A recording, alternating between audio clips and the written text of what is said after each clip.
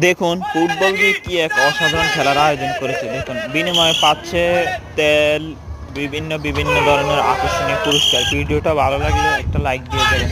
Thank you.